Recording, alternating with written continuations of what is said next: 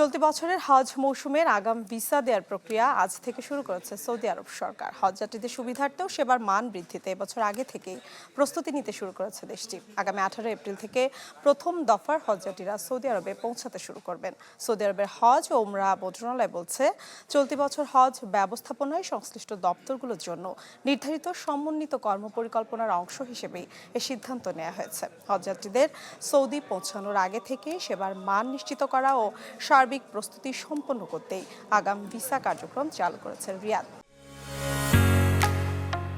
ঢালাইয়ের সেরা premier cement.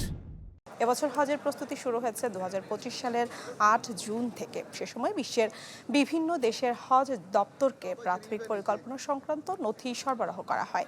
এর আওতায় ভিসা, আবাসন, যাতায়াত সহ বিভিন্ন সেবা সহজ করতে নুসুক মাসার নামের সমন্বিত ডিজিটাল প্ল্যাটফর্মের মাধ্যমে মক্কা ও মদিনার ক্যাম্পগুলোর বিস্তারিত তথ্য দেখার সুযোগ দেওয়া হচ্ছে।